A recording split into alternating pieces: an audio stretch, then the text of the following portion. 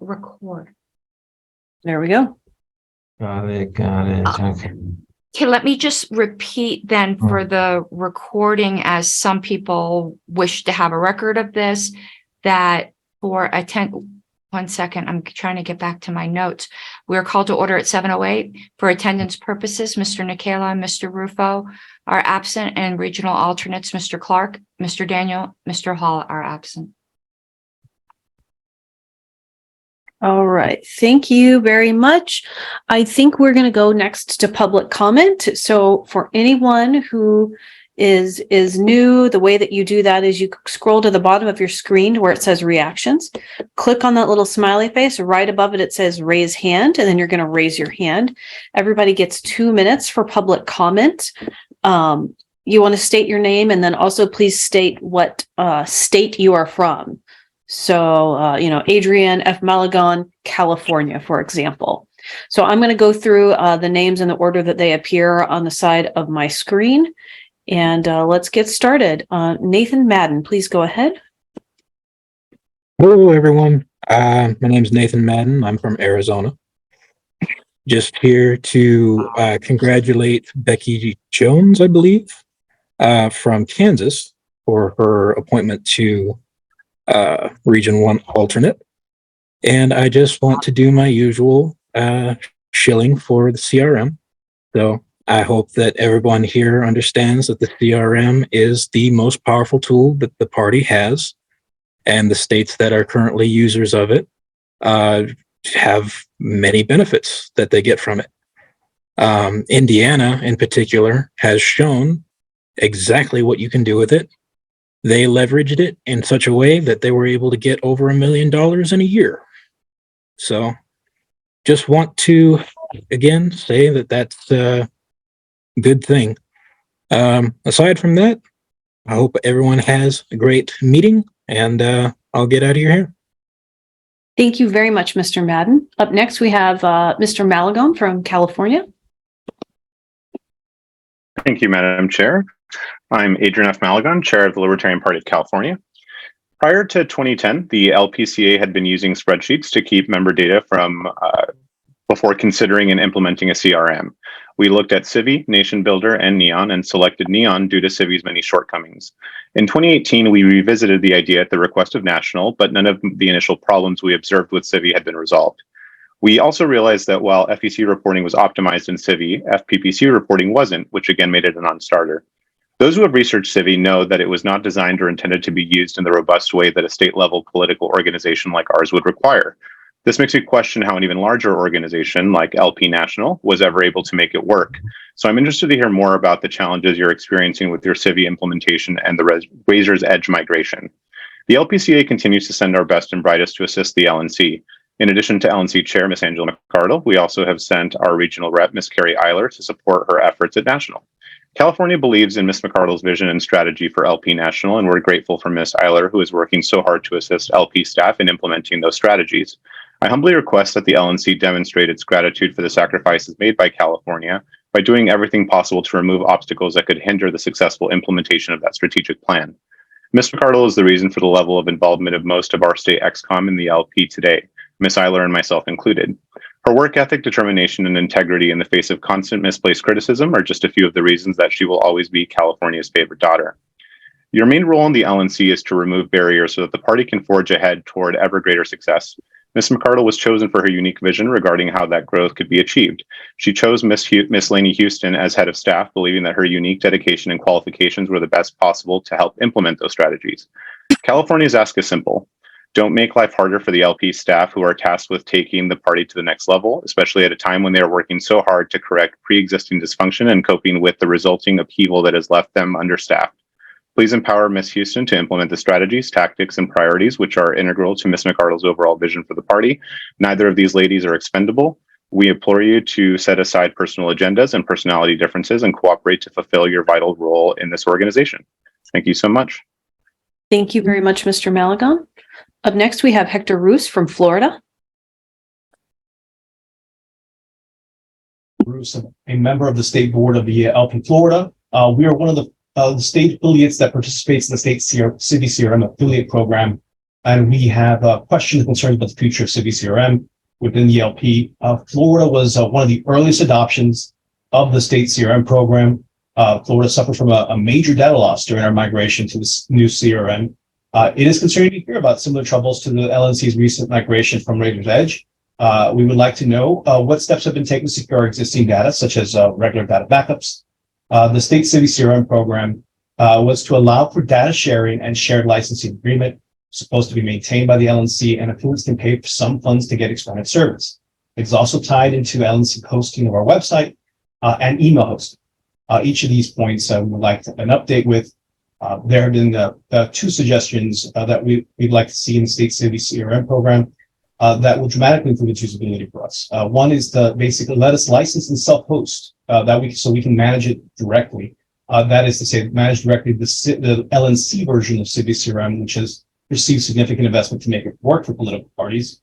And two, to create a federated data model so that we can retain our data and access it when we need to, and back it up as we need. Those conclude my remarks. Thank you for your time. Thank you very much. Up next, we have Hannah Goodman. I'm Hannah Goodman. I'm the chairman of the Libertarian Party of Colorado. I'm speaking to the dissatisfaction of the CRM from Colorado. I've served on several boards since we have taken and retained control of Colorado, and every board I have served on has had an issue with the CRM's functionality. The number one complaint of all the directors and all of our county affiliates is the use of the CRM for our database. Colorado is now poised to become a major party in the Colorado political landscape. I am tasked with laying the infrastructure to handle this over my term. The CRM is the absolute biggest obstacle in my path. And I want you all to know obstacles don't stay in my path for very long. We have to be able to accommodate rapid growth here in Colorado. I think that the biggest issue with Civi is how much has to be done manually. Almost nothing is automated. If things could be automated, like emails and reminder emails, that alone would make us way more efficient. The other issue that keeps coming up is that it's also super slow. I was informed that automation makes it even slower. So clearly we can't handle an influx of numbers if that's the case. I also want to speak to the unfriendly userability of the platform. Regular people can't use it. I know, I am one. I'm the chairman of a state affiliate and I cannot use the CRM. Wow. My county affiliates are growing rapidly. Their chairmen are struggling to use the CRM. Another issue we face is reporting. We have to be able to have easy, functional reporting, especially if we're planning on growing. A huge other problem that Civi has is the fact that you can't do anything through text. It can't connect to any service that does any texting. Many people opt out of emailing and mailers, and the only other avenue that we could take is texting or calling. Calling is hugely inefficient. You're about at time, Hannah. All right, Colorado has been very patient despite our criticism. I just want you to know that our patience is wearing thin. If Civi is being one of our most powerful tools and it's not improved, we will only ever remain second throughout every November going forward. Thank you, Hannah. Okay, up next we have Pietro Garacci. Hi, everyone. I'm Pietro. I live in the totalitarian state of New York, most unfortunately. Finally getting some good weather.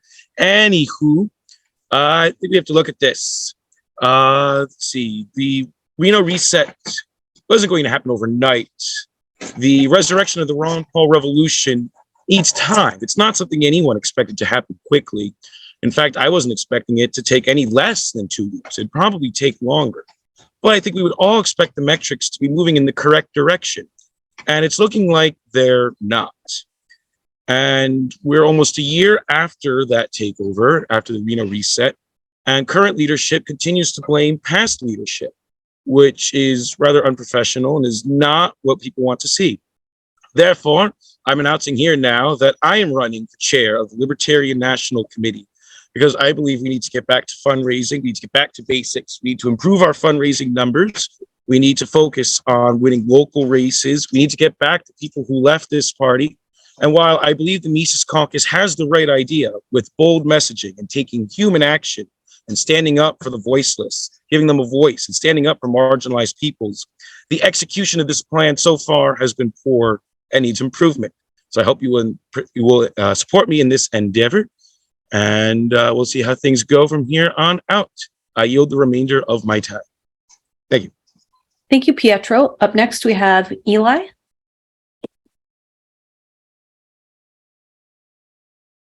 Eli Dalton Webb.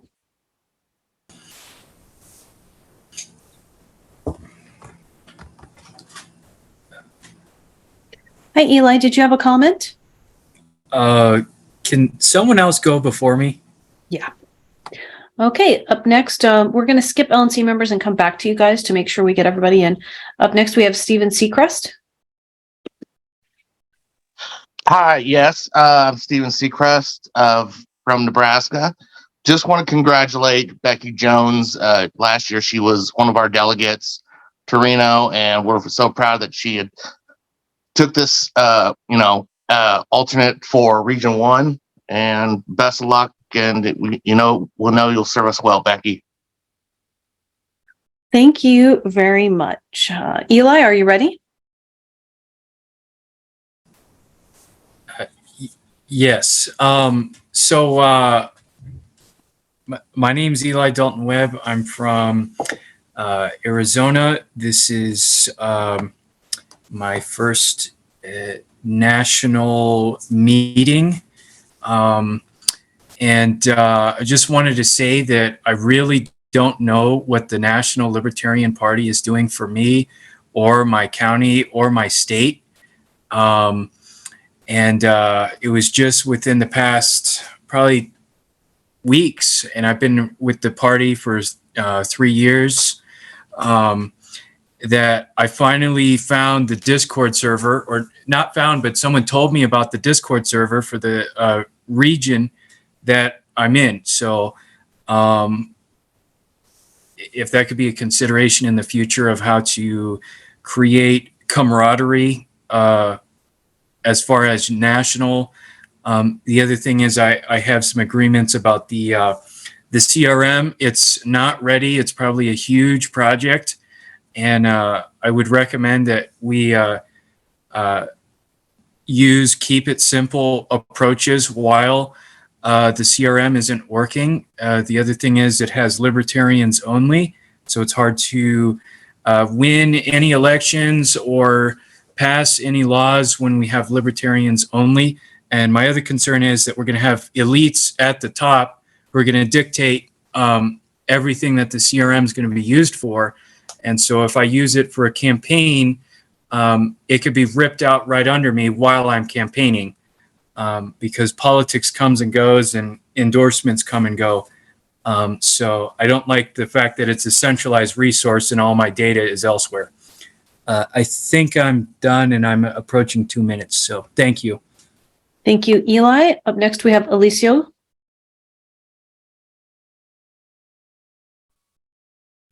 Thank you, Madam Chair. I really appreciate it. My name is Alicio, and I'm the Vice Chair of the Libertarian Party of Colorado.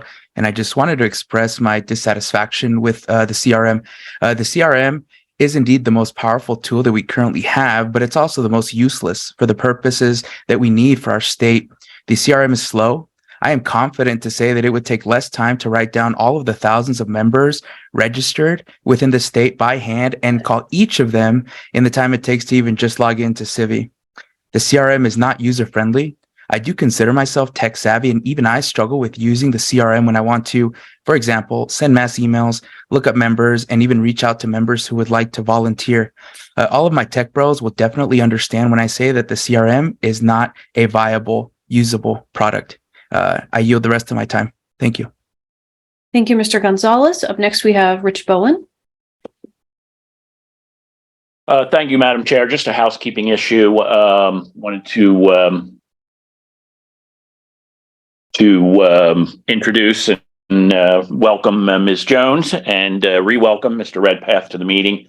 It actually just jogged my memory, and I wanted to ask the indulgence of the secretary if she might put on her list of things to do, which I know is large, maybe submitting a LNC distribution list. My address and phone number has changed. There have been a number of new people, and it would be nice to have a distribution list so I could reach out individually to some of our new members. Thank you. Thank you, Mr. Bowen. Really good catch. And welcome, Becky Jones. Thank you so much for jumping in and getting into this meeting right away. And welcome back, Mr. Redpath. And thank you for the really successful signature drive that you did in Arkansas. That's really appreciated. Thank you very much. You're welcome. Okay, let's see. Madam Secretary. Whenever you're ready, because you had your hand up and you're muted. First, some housekeeping things, which I hope don't take away from my public comment time, but it's up to the chair. Everyone, please make sure I have your current address, phone number, and Zoom email address. I do not have that for everybody. I also need an NDA from everybody. If you don't have the blank form and you haven't sent it to me already, please let me know. I haven't gotten this from everybody. Also, your potential conflict of interest. I know some of the new members, such as Ms. Jones, will not have known that. I'll be reaching out to you privately, Ms. Jones, with some other things that we'll need you to do, such as watching a scintillating video that you should have some popcorn for. Now for my public comment. This first part is all in good fun. Mr. Magellan, I will say Colorado has the most superstars. If you look back in the history of who Colorado has sent to the LNC, that's all meant in good fun. I appreciate the friendly competition. There's a couple things I'm going to say here, though, that might not be the most popular, but I guess people aren't surprised at me for that. No state is forced to use the CRM. If you hate it, rather than taking it away from everybody else, switch to Nation Builder. I used to be on the LPCO board and I've used Nation Builder and it's hell. So if that's the hell you would prefer, go ahead and do that. And I'm not saying that specifically to Colorado. I'm saying that to any state. There are states who love it. And I just find it really strange that some states are wanting to take away things from other states when no one else is being forced to use it. If you don't like it, don't use it. I'm finding that extremely frustrating. Mr. Pietro, with all due respect, I think coming and criticizing a board and announcing a run is an extremely poor taste. Other LNC members can chastise me for saying that comment, but I'm going to say it. We are working our tail off, and I don't see you writing to ask. If anyone has any questions, please write to ask. Everybody here on this board, even those of us who don't agree with each other, all passionately love this party, and we are all volunteers doing the absolute best that we can. We will fail at times, but we don't know what you want unless we hear from you. Lastly, as far as metrics, I think everyone would like to see the metrics improve, but I think we'll all also know that we're going into a very, very terrible economy right now. And I ask that people please have some sympathy for that. And also for people that are having financial difficulty giving to the party because they're losing their jobs and prices of things are going up. Thank you, Madam Chair. Thank you very much, Madam Secretary. Would you mind dropping is there a OneNote? Yes, it's also on the screen, but I'll put it in the chat. Thank you so much.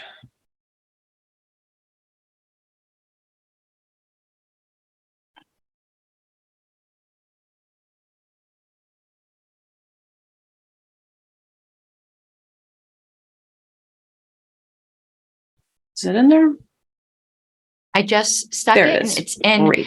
It's also in the header on every page on the screen. Is my screen not sharing? Is that part of the issue? No, it's just coming up Oh, really okay. tiny for me. All right, You're, thank you. You're totally fine. Okay, next agenda item.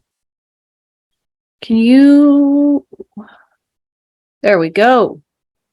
APRC Policy Manual Amendment. This was noticed, I believe, by the committee. Yes, and let me pull up the OneNote since the first motion is in there. Just give me 1 second. As you can see, I didn't pull up the actual month and I've got quite a bit here. Just give me one moment.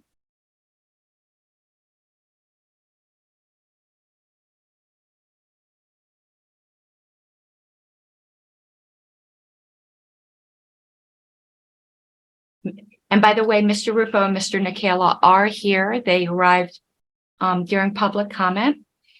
Okay, so the first motion. This has been noticed multiple times. It's been agreed to be postponed several times. Ms. Yanuskavich may wish to speak to it as well. Mr. Elliott, unfortunately, is no longer with the committee.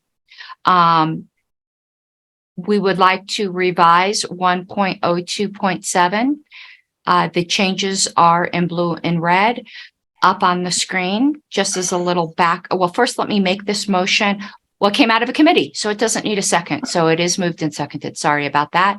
So some background on it. The Policy Manual Advisory Committee asked each committee as to changes that might be needed. This is one of the ones that was discussed in the APRC.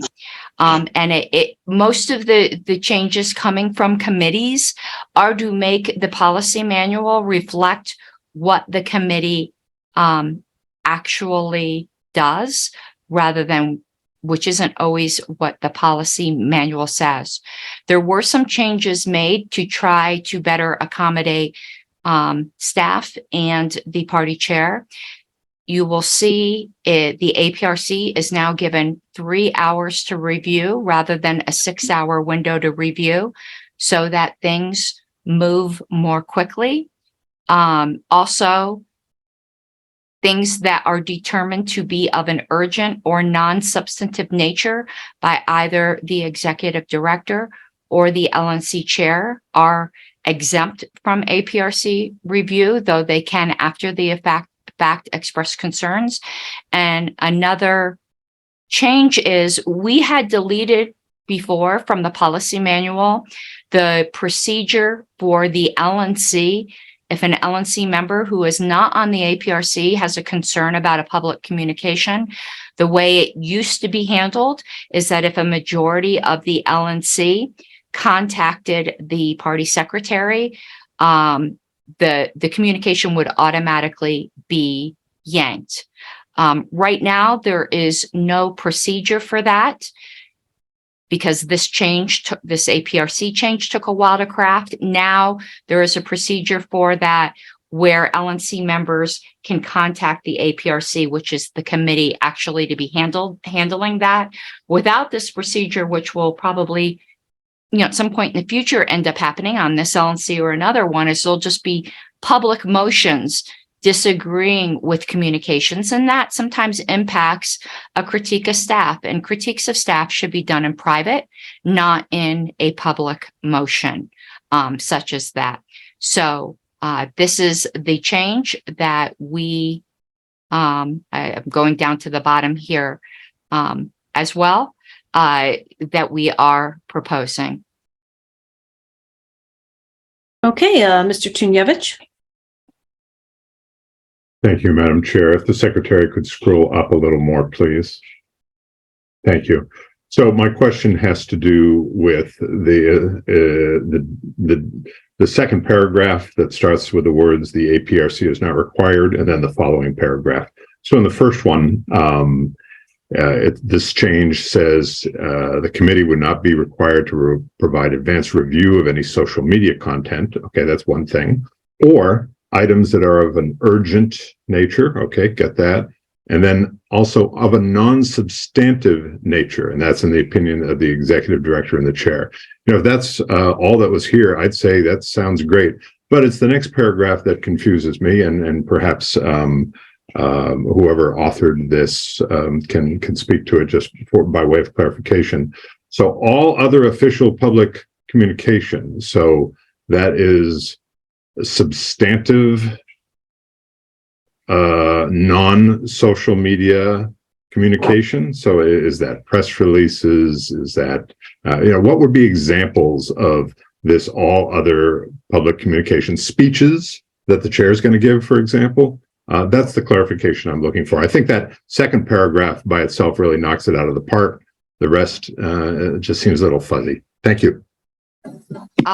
Madam Chair, may I respond because it's a Yes, question? please do. Okay.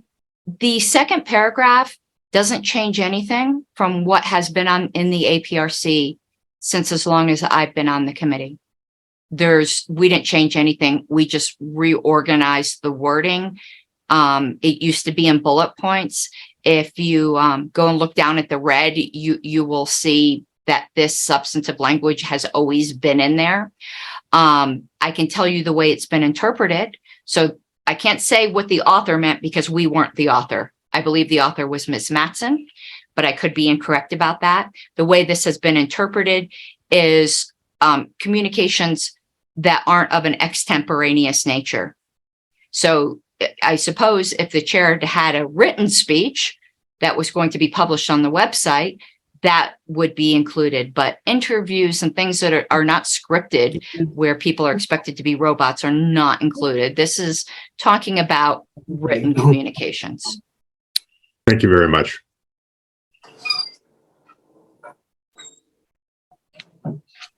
Okay, I think next was Dustin Nana. Yep, go right ahead.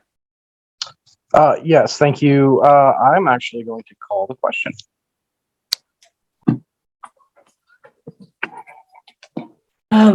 Well, our executive director had a comment. Is it okay if we hear everybody else who's in line? Call it after that. You want to call it before she speaks?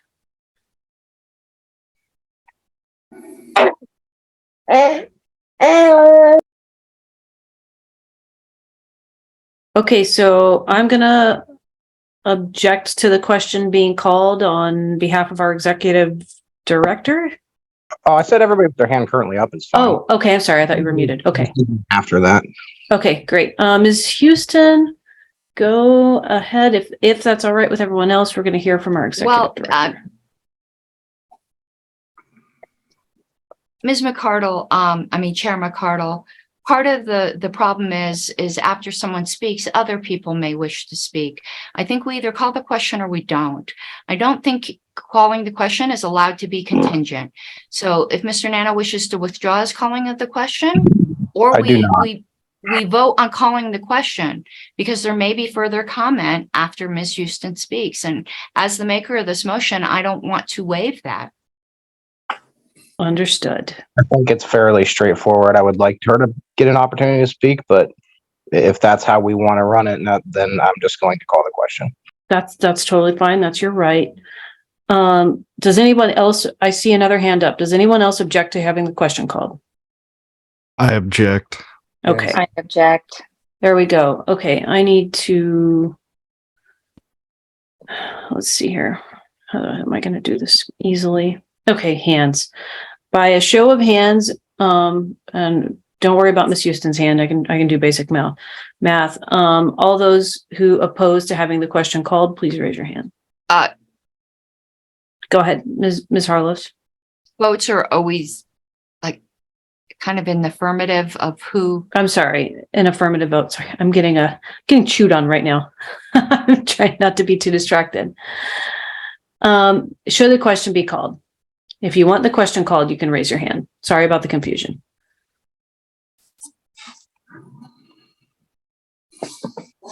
Okay. 1, 2, 3, 4, 5, 6. Any other hands? Right now I've got 6. Madam Secretary, is your hand up? Yes, it is. Okay, got it. 7. 8. Do I have 8 hands? Hold on. 9. I'll put mine back up. Okay, let me recount. Sorry, everyone. They're moving.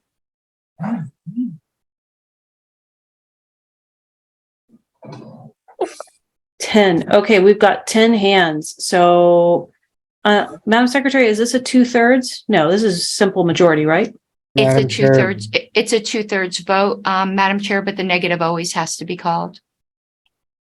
Okay. All those opposed to calling the question? Everybody had. Were you counting Richard Benderson there? Hopefully not. Everybody else should have their hands down at this point, except for the executive director, because her hand is easy to count. And alternates cannot vote if the primary is here, Ms. Jones. I know we're trying to make this quicker, but I think It's fine for this one. I think next time we should just do roll call. Yeah. You are correct. Okay, all of those who are opposed to calling the question, hands up.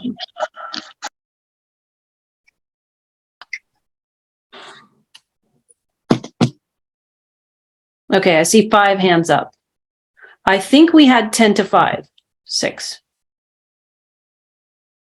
Is that right? I think we have 10 to 6 at this point. Did anybody else double count? If that's the case, I believe the question is called and we're going to move on. No, ma'am.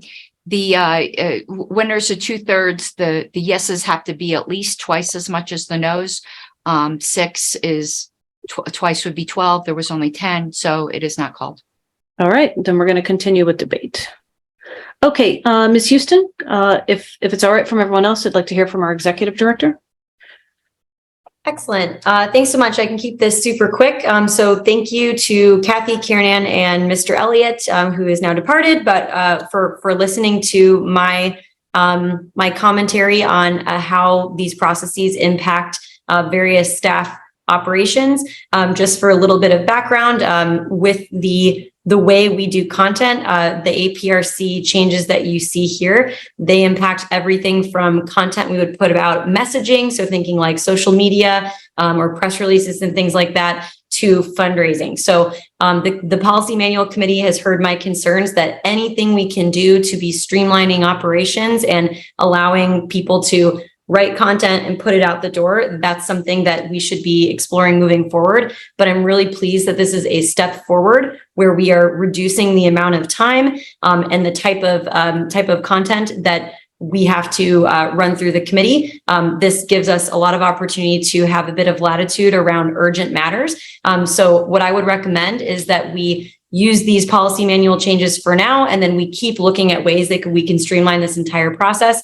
Big thank you to Ms. Eiler, Mr. Dassing, and Mr. Benner for all of their support in working on ways we can do that on the content generation side. And I hope that we can keep looking at it to make sure that this is serving us as it does add extra steps in the process. So hopefully that is just a quick comment, and thank you for moving us forward a couple steps in the right direction, and look forward to revisiting a little bit more in the future as well.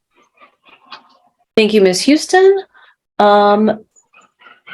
Madam Secretary, did you want to make comment before we go to Mr. Hagopian? Yeah, just very briefly. The only substantive changes that have been made are ones that reduce some barriers. I do, however, object to a characterization that it is, as worded, a barrier. But we have shortened the time and given more discretion to the executive director. Okay, thank you very much. Let's go to Mr. Hagopian. Called the question. Okay, question's called. Let's go to a roll call vote whenever our secretary is ready. Let me just appear on the screen. APRC PM changes.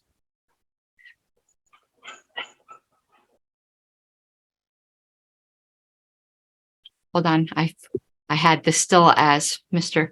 Cohen underlined from when Mr. Benner wasn't here. So Mr. Benner, Yes. Mr. Blankenship, Yes. Mr. Bowen, Yes. and let me add Ms. Jones here since she got announced before. 1 second. Mr. Duque, Yes. Ms. Eiler, No. Mr. Ford, Pass. pass. 1 second. Let me just change this from Mr. Pankey to Ms. Gabbard, Yes. Mr. Hagopian. Yes. I will vote yes. Mr. Nana, Yes. Mr. Nikela, Yes. Mr. Rufo, Yes. Mr. Tunyevich, Yes. Ms. Yanuskavich, Yes. Mr. Watkins. Yes. This is not adding properly. 1 second. You skipped me. Oh, that's correct. Mr. Ford, Yes. And I skipped somebody else. Who else did I skip? Otto. You are not on my, how are you not on my list? Hold on one second here. Good I think you heavens. weren't here a meeting. So we have Dassing / Hyman. Mr. Dassing. Yes. Okay, Madam Chair, it is 15-1. Okay, motion passes.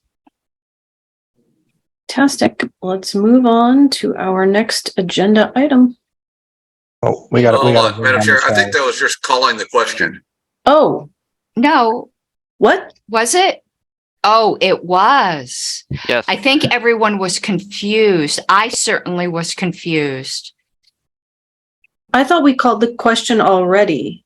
My motion to call the question failed by one vote. But then Mr. Hagopian called the question. You are That is totally correct. right. I But am was so there sorry. an objection to Mr. There was Hagopian? no objection. You know what? It's totally on me. I was just feeding a really fussy baby and I passed him off right as we called that. Madam Chair, unless there's an objection, I think nearly everyone thought that was on the main vote. Who I did would not s- think it was on the main vote? I would suggest that if someone wanted to change their vote. I Okay, did not, but it doesn't change my vote. okay, anyone else?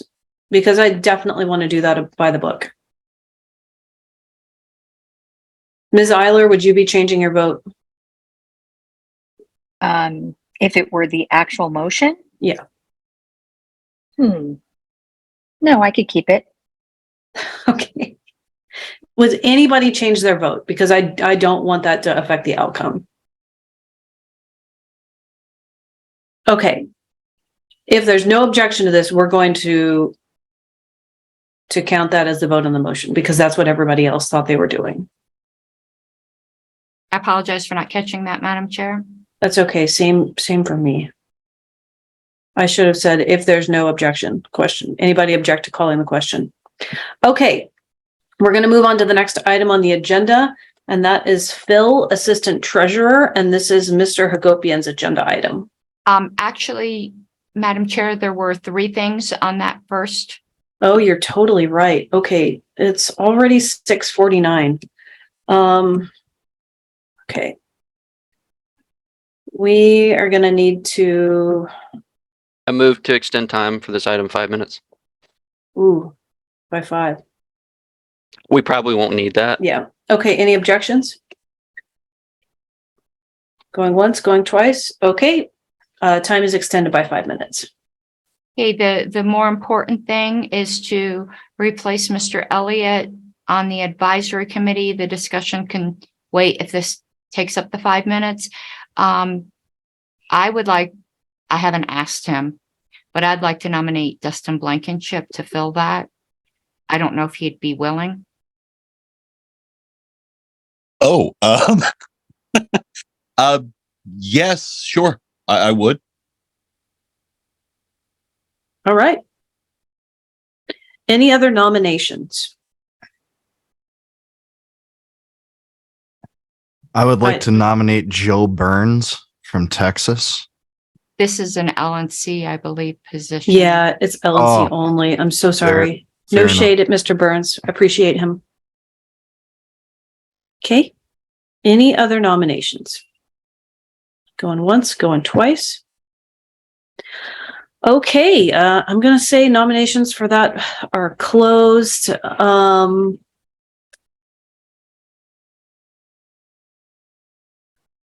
All in favor of You can appointing- ask if there's objection, Madam Chair. I could. Is there any objection to Mr. Blankenship filling this position?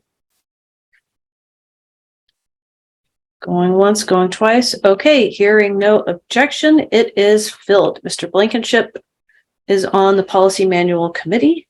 Thank you very much. Okay, there was also on there just a brief discussion. There's going to be no motion of Yep. something the policy manual committee is going to need to consider, though I would like to hear LNC input if anyone has them. Over the years, as we all know, the policy manual has grown, like barnacles on a ship, and we have done a very good job of trimming it down.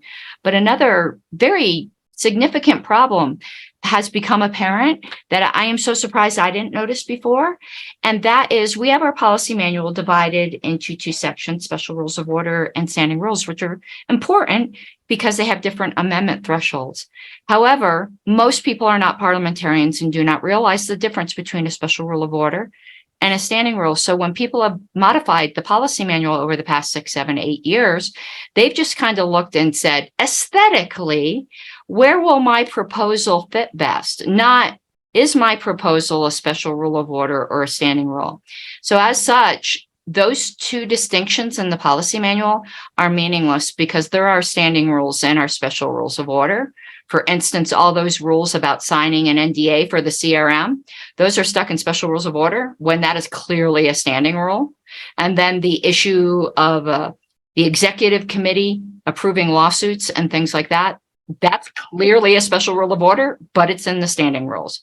So we need to fix that. And that's either by going through it with a parliamentary fine-tooth comb and putting everything where it belongs, or what I recommend, which is going to put more work on this chair and future chairs. But I think it's the way most people do it, is you just have a policy manual. You don't divide it between special rules of order and standing rules, because sometimes in one policy, one sentence is one thing and another sentence is another, that we just combine the two sections. And when it comes time for amendment, the chair has to make a determination as to whether it's a special rule of order or a standing rule and tells the body what the vote threshold is. That's the way most policy manuals are handled.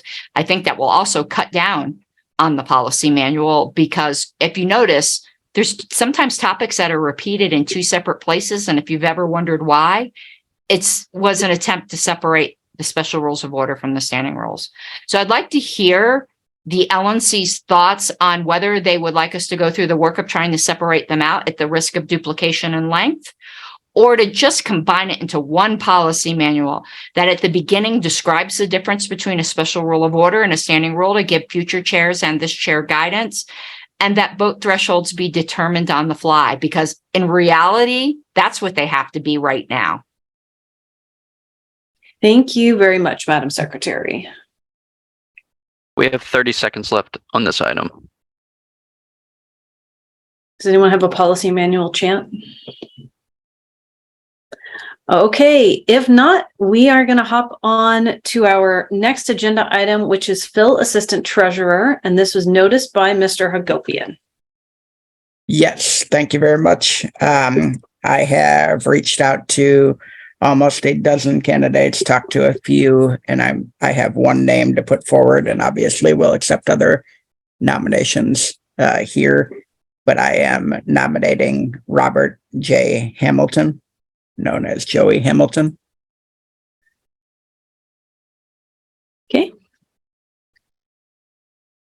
Are there any other nominations?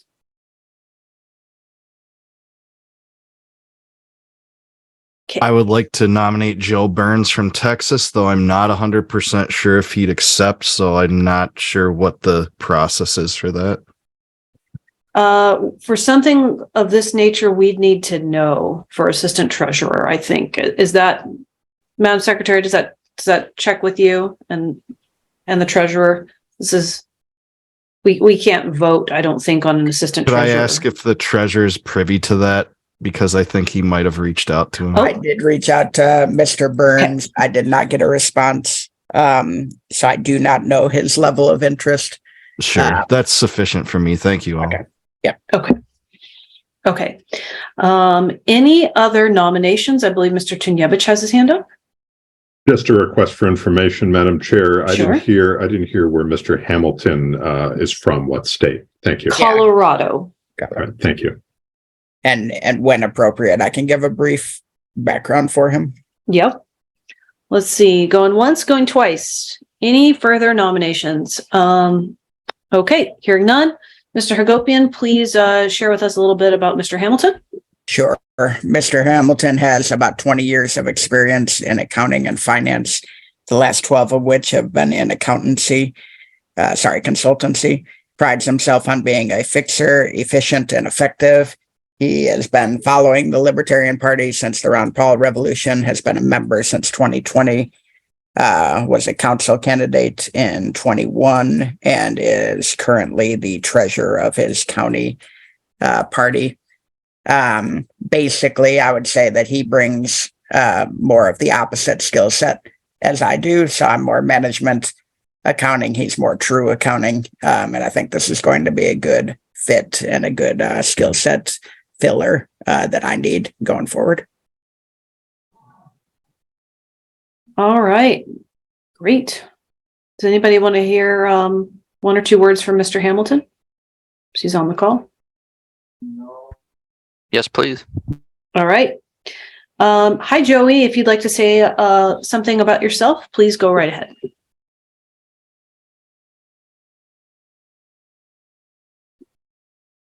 You are unmuted, Mr. Hamilton.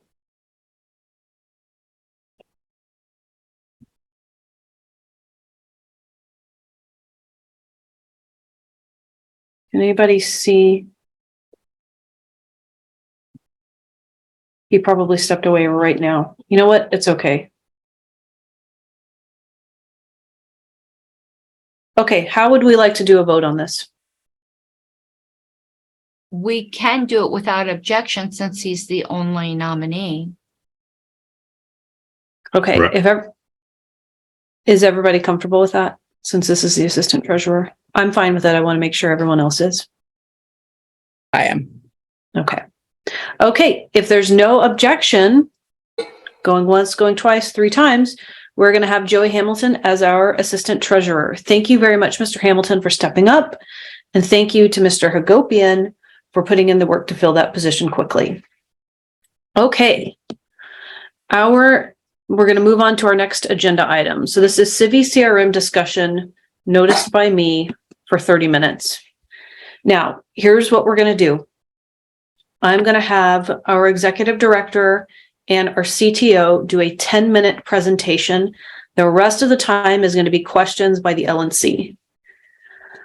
I think the best way for me to do this is to move that Ms. Houston and Mr. Bukovich be allowed to do this short 10-minute presentation, 10 minutes, guys, and take Q&A directly from you guys so that they can speak freely. And then at the end of that little privilege expires and then we go back to doing things the way we normally do. So that's the motion I'm going to make right now.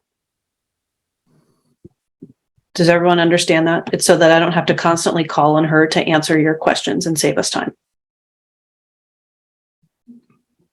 Could you repeat that, please? Yes. Ms. Houston and Mr. Bukovich are about to give a presentation that's 10 minutes long, and then we're going to have a 20-minute Q&A or however much time we have left. I want her to be able to answer your questions directly. We've been keeping things a little more formal. So I ask everybody, is it okay if we hear from Ms. Houston?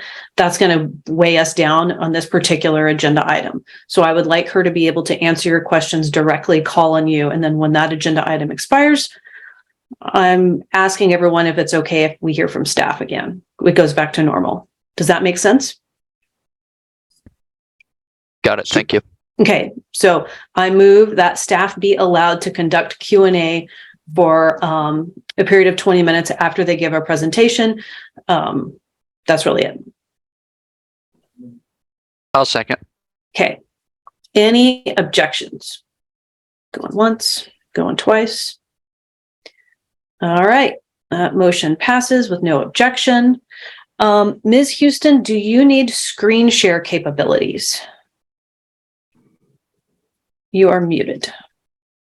Yes, please share that with me. I believe I need permission from Ms. Harlos. Got it.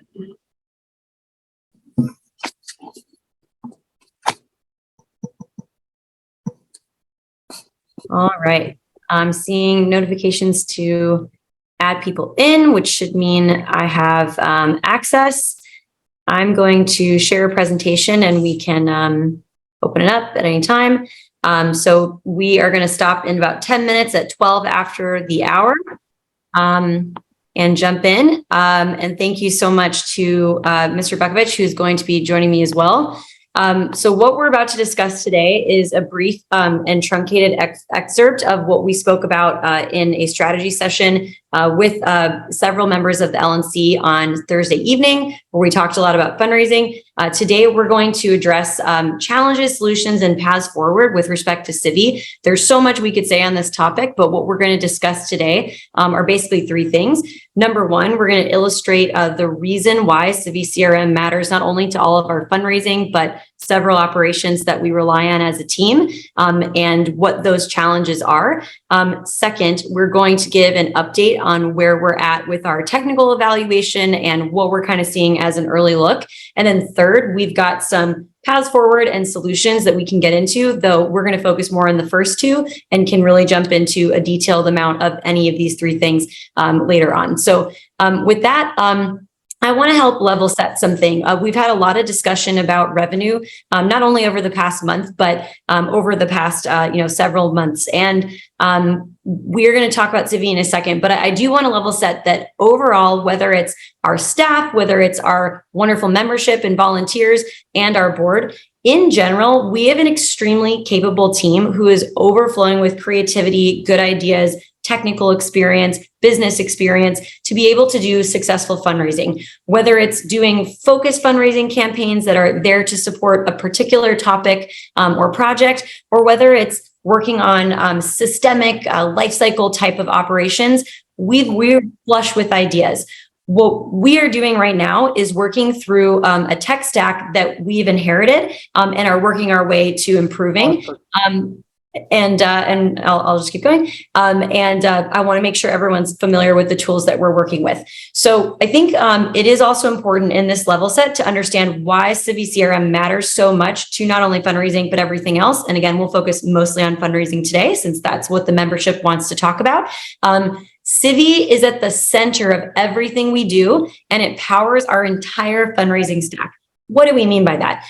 When we try to do any kind of marketing, that any kind of sales, meaning like one-to-one phone banking, Civi's at the heart of that. All of our analysis and measurement gets routed through Civi because also it's our data management center. And we even do something that not all CRMs do, which is we actually manage permissions through Civi. So think if we have someone joining on as a new state chair, we give them permissions to not just elements within Civi, but other technical solutions outside of Civi through this tool. So we are really, really invested. All of our eggs are in the Civi CRM basket. And that's why it's so critical that we make sure it's a tool that's working for us.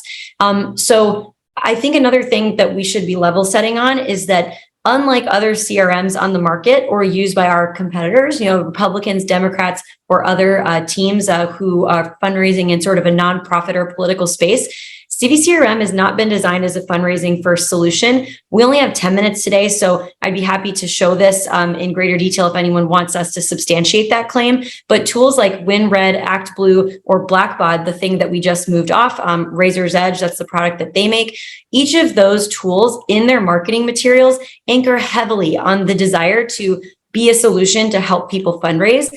Conversely, Civi CRM is more nebulous in their goals, but they're more about engagement. That's what they talk about on their website. So as we look to the different features that they offer out of the box, they tend to focus on things like that are not quite as fundraising focused. It's certainly a component of what it does, but it's not certainly the focus, unlike these other tools. So that's another good thing for us to level set on. So I'm going to call on Andy Bukovich, our CTO, to speak to this in a little bit. But as we mentioned at our last conversation, one of the key ways that we're going to be moving forward in getting the most that we can out of Civi is by doing a very serious technical evaluation. We've had some turnover in our technical team. And one of the first things that our new team members did was take a look under the hood to see how it was configured and figure out what our path forward was to improving our feature sets. And what they found was that based on their knowledge, based on the documentation available publicly, that it was configured in several unorthodox ways. So we immediately said, okay, we need to hire a firm that are experts in Civi CRM to conduct a technical evaluation of a number of our different fundamental components. And we engaged them to work on 5 key areas. First is permissions, or how we give access to various parts of the tool. Second is performance, aka speed or load times.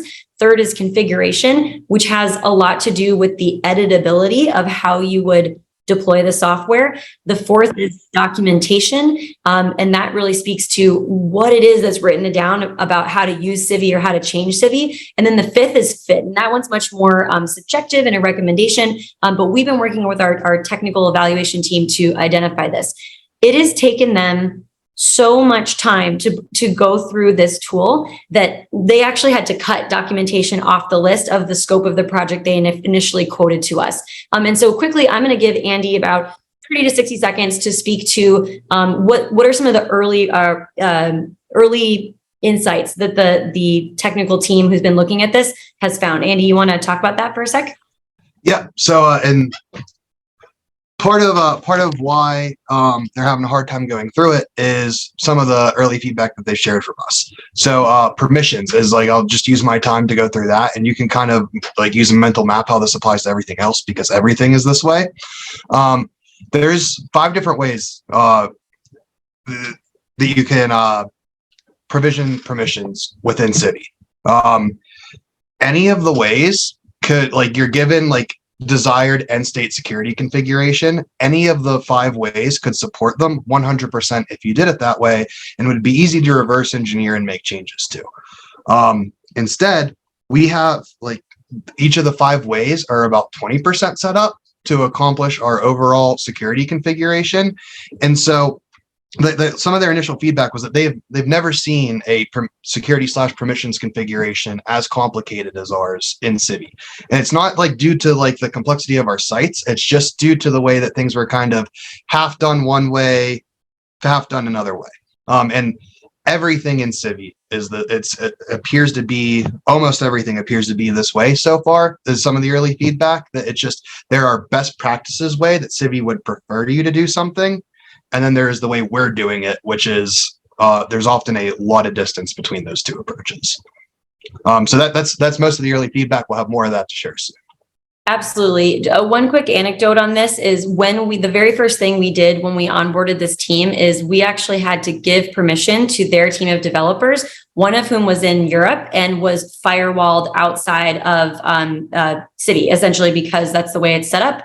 And the permissions are so complicated. It took their team 7+ hours of their highly sought after and highly paid time to just get into the system because the permissions were that complex. So that's like the kind of level that we're dealing with. Very nicely, that firm actually comped us because they're like, oh my God, we had no idea that this was so complicated, that this should have been a breeze for our expert team to do, but it really was not, right? So like that's the level that we're dealing with.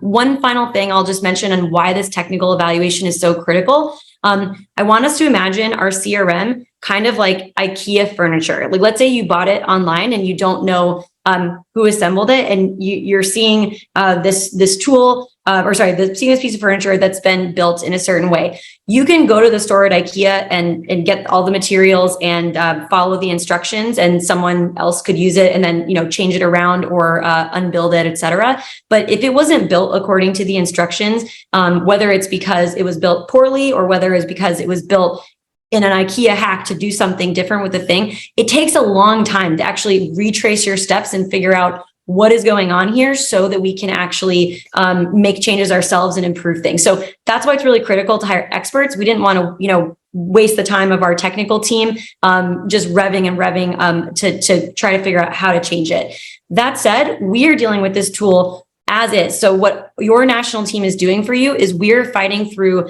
how can we actually raise money as best that we can and take the attitude that we want to be the experts in Civi CRM and work as hard as we can on it and to fight through all of these challenges. So we've been doing that, and we've been able to demonstrate through 2 key fundraisers. Number one, our most recent record-breaking 420 fundraiser, where we raised nearly $10,000. And then our most recent ballot access fundraiser, we really use that as an opportunity to push through Civi challenges and raise about $10,000 in both cases and kind of feel out exactly what the challenges are. But here's what we found, when we were doing that, right?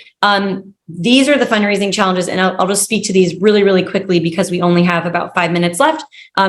Number one, they're incredibly slow load times with CV. I would love to be able to demonstrate this to you. And the other night we did a deep dive demo with our team, but since this is streamed to YouTube and we don't want to show personally identifiable information, we're going to just tell you about these challenges. This is about how long it takes for nearly anything to load in Civi CRM. This is on a little 15-second timer.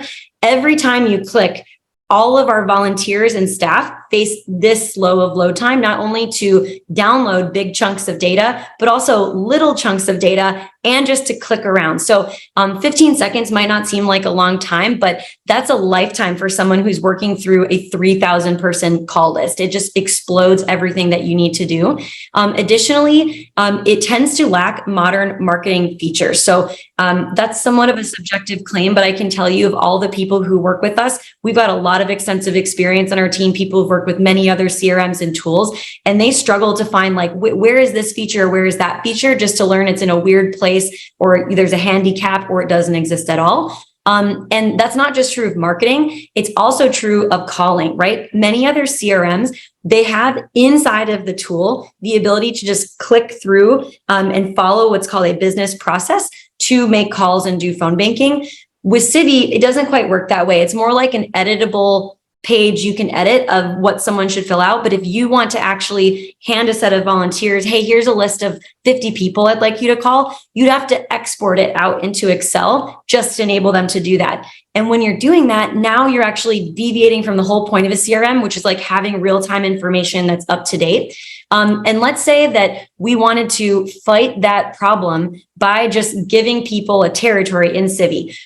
We have very constricting permission settings, as Andy and I just explained in the last slide. We can't just give someone a slice of data or give them only the information they need to go make the calls. It's kind of an all or nothing problem. This is much more navigable if you're in a county or a state where, you know, it's a small group, everyone trusts each other, everyone's super vetted and we have a lot of background and you're only focused on a small piece of the data. For national, we would have to give someone access to everyone's content, which is, it's like a huge degree of trust. And it's really complicated on that person to have to navigate, even if they are trustworthy. And finally, I'm concerned to say that it takes so much work just to keep the site in uptime.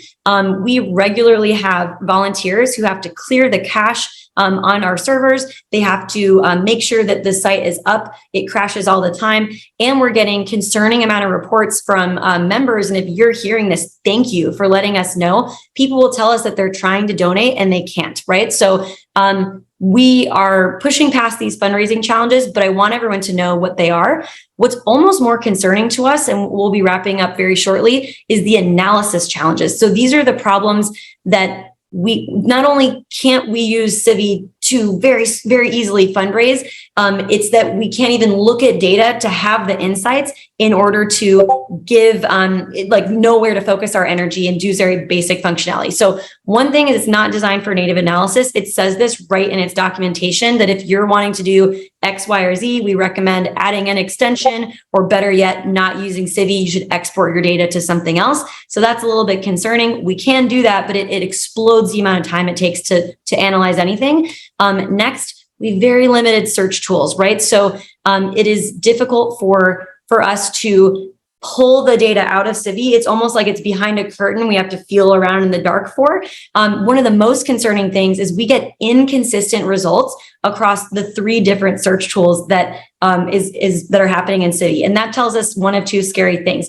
Either the search parameters are not designed to be consistent, so there's a problem with the tool, or more likely, or a combination of these, the underlying data is getting pulled in different ways. So we can't quite trust the underlying data, right? With that, trial and error will get you a long way in most tools, but just as I showed like up front, Civi is extremely slow and often unsuccessful with exports. I once spent 5 hours on a Sunday afternoon just trying to pull out a little bit of data about a slice of information that should have been very, very easy for us to pull. And I wasn't even successful. I just stopped. I just gave up after 5 hours because I was never able to complete that search. We're getting better and better at this the more we fight through it. But we're finding that we have to work a graveyard shift to use the tool when we're not using emails just to get things to export because the servers are too slow, right? And like we already spoke about, inconsistent search results. And really the main crux of the problem is it's not just our CRM, the data itself is disorganized and potentially even inaccurate, right? So this makes it very difficult for us to do a couple of things. For all these fundraising challenges, a lack of features means that we are overflowing with this creativity, but we're having to do weird hacks just to get some stuff done. And we can't really achieve that full creativity that we have on the team. And we often have to do things in very small batches because that's the level of quality we can assure, right? It's really hard for us to do super scalable things. And then on the data side, a lack of data means a lack of insight. So we have very few leads on exactly what would be the best thing that we could do for members. And a lack of data slicing means that we can't even segment, right? So if we wanted to segment by people who are about to expire as a member or people who've just expired as a member, this is a very straightforward thing we'd want to do, right? We don't have confidence in the data to be able to do that, right? It's not something we can do at scale. And it's not something we are even have confidence in small batches. So we're working to fix that, but it's very scary. What that means for fundraising is that you can't personalize things. You can't hit someone at the right moment, at the right time, with the right message for things they care about. So that's putting us on a back foot there. And then finally, lack of accurate data. That means a poor customer experience. We've had people call in or share emails, and most of these have been very gracious and very helpful. So thank you to members. We want to hear more about this, saying, hey, heads up, you sent me 3 membership cards and one of them was inaccurate. Just wanted to let you know that's happening because at the root issue, we can't really trust our underlying data and tools to do things with the quality and accuracy that we need to. So I'm going to wrap up here, and we can talk about the next steps, with when we get to questions. But Andy, is there anything else you would add? I'm going to spend 20 more seconds on this. Just that, to the data, I just want to highlight the data is so bad that, yes, we have valiant volunteers that are working on rectifying much of it, but the way that membership is logged, we know already is inaccurate in some ways, which throws into question the accuracy of any membership reports that have ever been presented to the public since we've been on Civi, because this is the way it's always been done since Civi was set up. It's hard to overstate how fundamental the problems this issue causes are, and that it's a thing that's been festering below the surface for years that hasn't been discovered until recently. Absolutely. So we're working just as hard as we can, not only on sort of temporary Band-Aid solutions to fight through this problem, and we're working our butts off on that, but also we're working to fix these fundamental scenarios because we can't have that. We can't have unreliable membership data. We can't have an inability to thank members, right? We can't have an inability to send out cards. These are fundamental things we have to fix. So we really appreciate the opportunity to talk about these things. And I want to just talk very, very briefly about what's coming up. I won't speak to everything on this slide, but I will just briefly comment that we're working on 4 major things to fight through this. So like we've said, we're becoming the experts on using what we have, right? This is what we have for the foreseeable future. We're going to fight through this, but we want to not only be able to be successful at national, but to be the tip of the sword, able to help all of our state affiliates as well. And we're doing that through a bunch of experiments that actually bring money in the door. And we're working on that. Second, as we've spoken about at length, we are conducting a technical eval of our tech stack. We've already hired this team. They've completed a tech analysis. They're compiling that report, and we look forward to sharing that not only with the LNC, but all of the stakeholders who are relevant, which certainly includes anyone on a state admin team or anyone who uses Civi, right? This is something important. We'll want to share in a broad audience.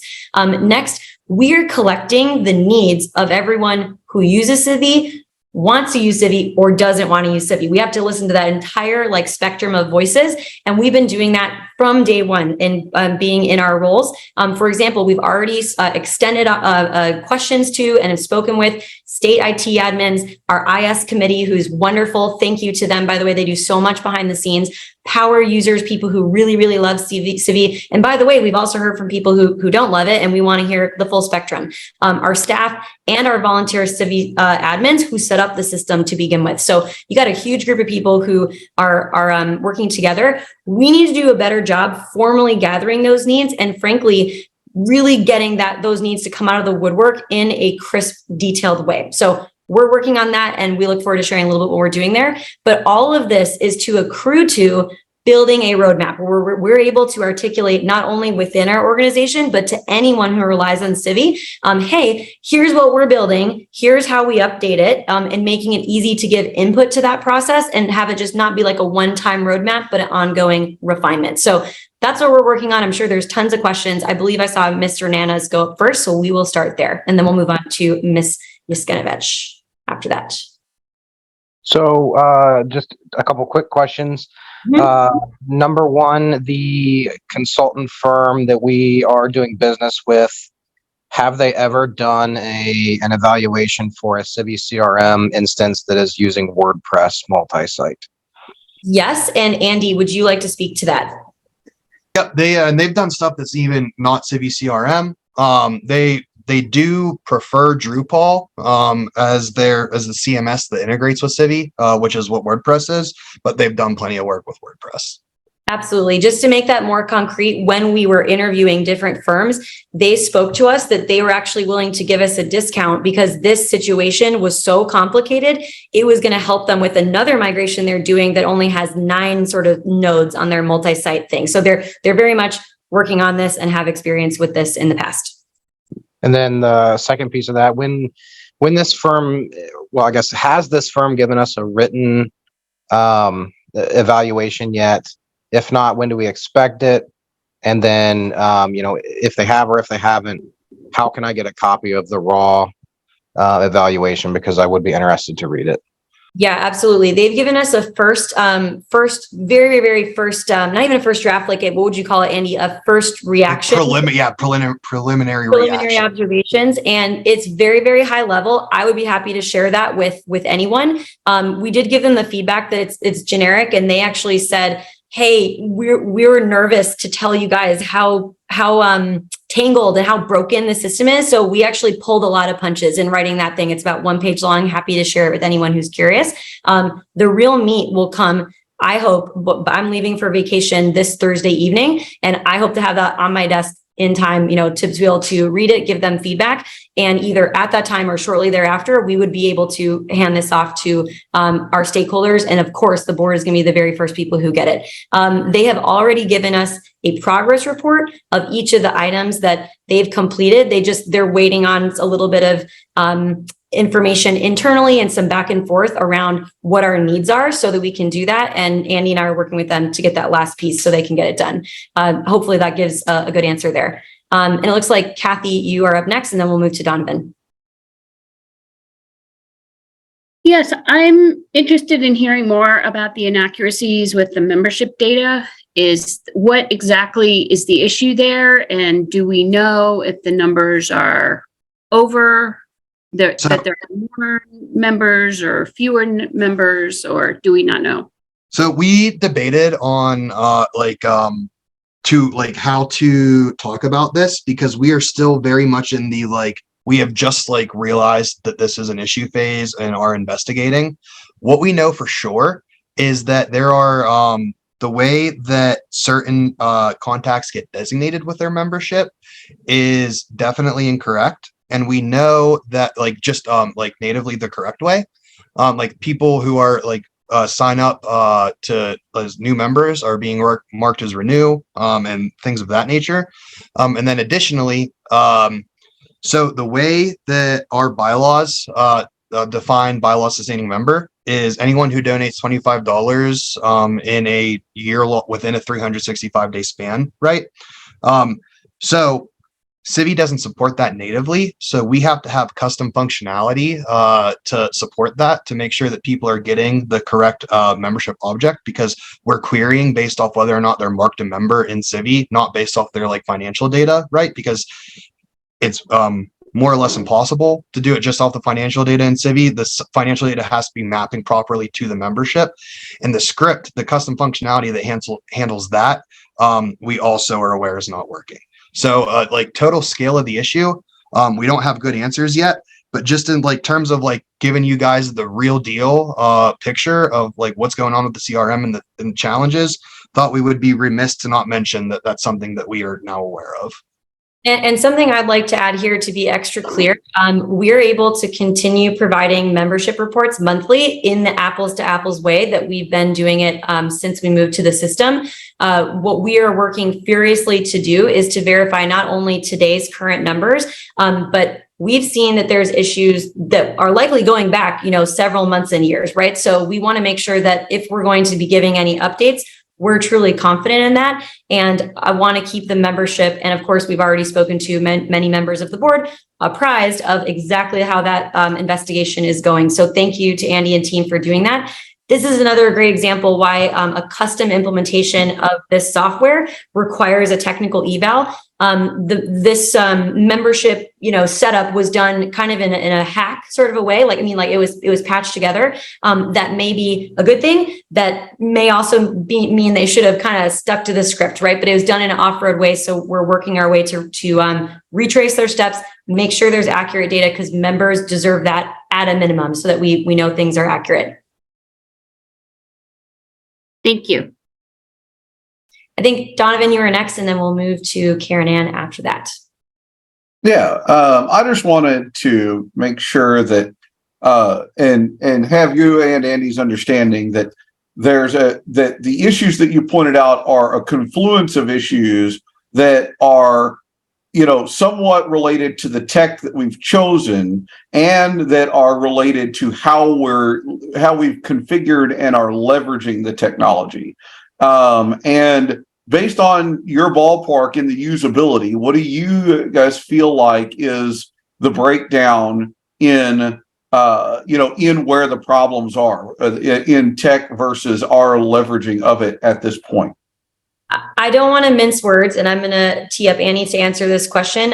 There is, just as you mentioned, Donovan, there's a platform, there's how it's configured technically, and there's how the end users use it, right? And certainly we have room to grow and to learn as end users about how to empower the tool. And we want to teach all of our state affiliates how they can do this as well. But to not mince words, this was set up in a very unorthodox way, right? So the how you use it, there's a big component of that. And CiviCRM is not just an out of the box thing, right? The way you set it up is incredibly important. So Andy, do you want to speak to that? I just want to be really direct. I would say that it's about 50-50. So there are things that there are plenty of organizations that run fast CiviCRM installations off WordPress.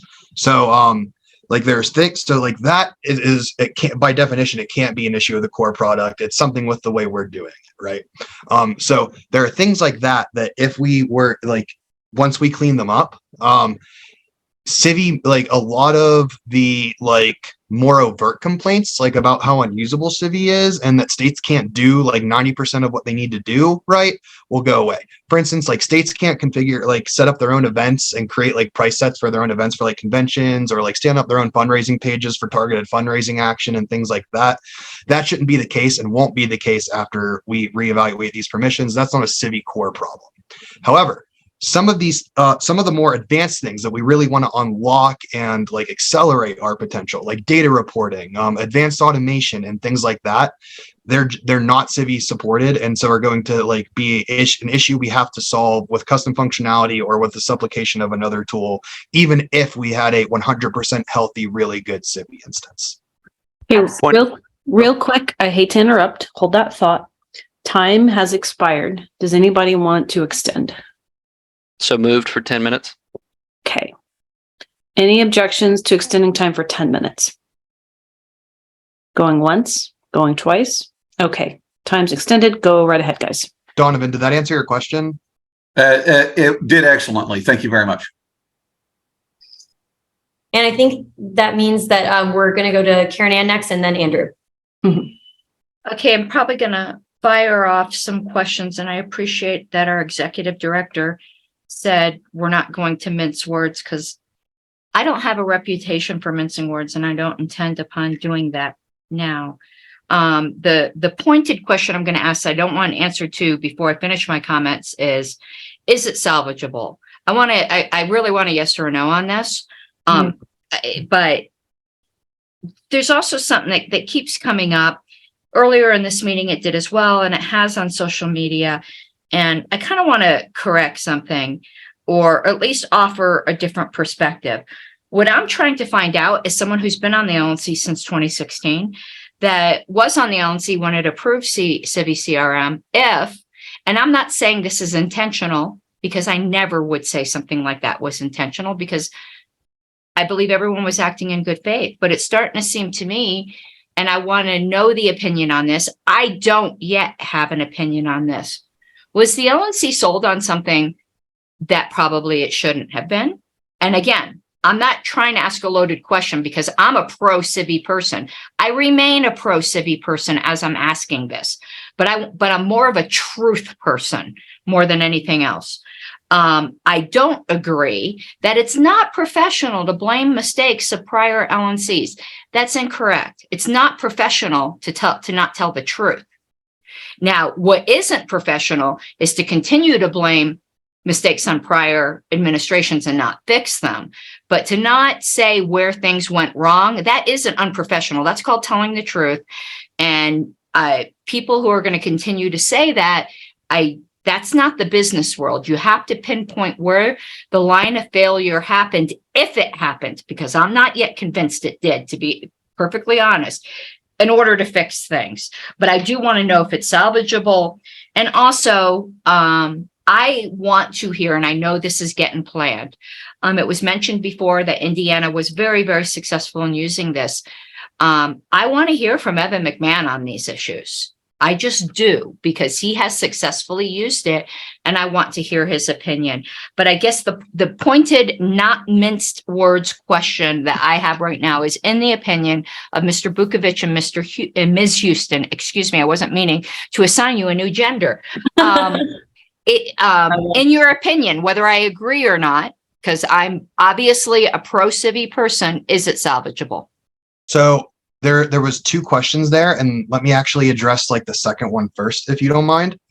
So you said, like, was the LNC like sold on something that it maybe shouldn't have done, right?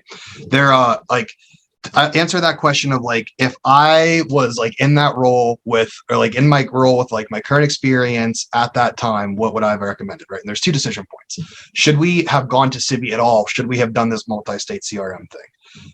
Yes, I think like Civi, or like any CRM platform that National is leveraging to extend out to all 50 states and make available easily to people, has the potential to compete with huge platforms like Act Blue and Win Red.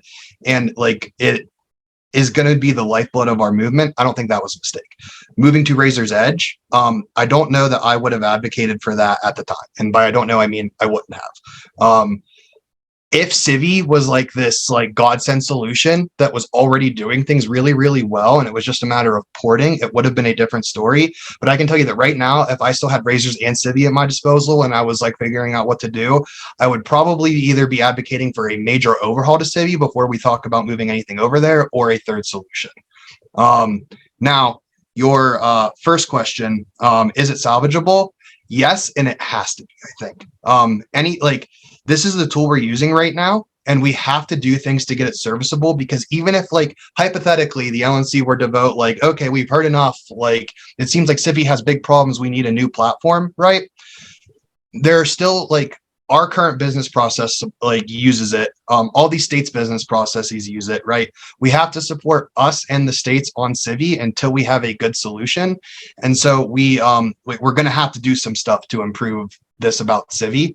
And I really think that like once we get into a place where like at the biggest fires regarding Civi have been put out, at that point it is already like salvaged in some degree, and it becomes a lot easier to make a decision about, okay, like this is working well, do we want to invest in improvements into it? Do we want to invest in improvements to this, or do we want to use a more powerful tool and slowly transition away from this? Does that answer your question, or does that feel like a dodge? Because I'm not trying to.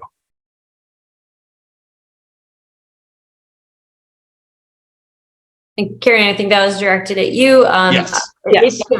Great. So I actually would love to add a couple of points, and then whenever you're able to come off mute, I'd love to hear similar questions. So thank you, Andy, for outlining that. I'm going to add a couple of points. So number one, salvageable. Absolutely salvageable. I think, but it's not a binary. It's like salvageable in what effort and at what time scale. We're going to work our absolute hardest to make sure this does not hinder the objectives of the Liberty Movement in any way.